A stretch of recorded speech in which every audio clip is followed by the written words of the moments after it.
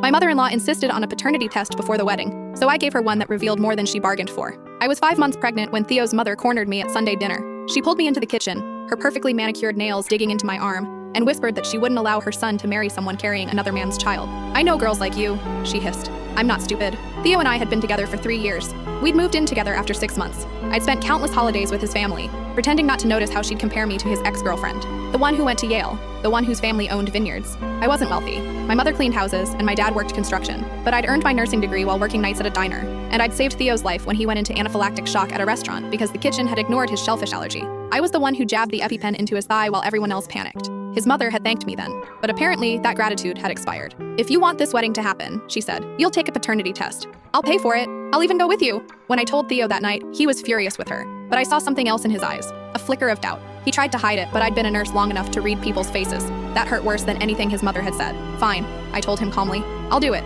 but she has to do one too." Theo looked confused. "What do you mean?" "She wants proof I'm telling the truth," I said. "I want proof you're who she says you are." His mother agreed immediately, probably thinking I was just being petty. We went to the lab together the following week. She sat across from me in the waiting room, smiling like she'd already won. The results came back 10 days later. My baby was definitely Theo's, 99.99% probability. But the test also revealed something else. When they ran Theo's DNA against his mother's, the match came back at 0%. Not low, 0. She wasn't his biological mother. Theo's father had died 3 years earlier, so we couldn't verify his paternity. But I'd done some digging before the appointment. I'd requested the hospital records from Theo's birth, perfectly legal since he'd signed the consent forms. I'd also contacted the hospital where his mother claimed to have delivered him. There was no record of her ever giving birth. When we confronted her with the results, she tried to dismiss it as a lab error. Then she tried to claim the hospital had lost the records. Finally, when Theo threatened to order his original birth certificate, she broke down. Theo had been purchased, a black market adoption. His biological mother had been a teenager who couldn't afford to keep him. His parents had paid $50,000 through a lawyer who specialized in discreet placements. "We loved you," his mother sobbed.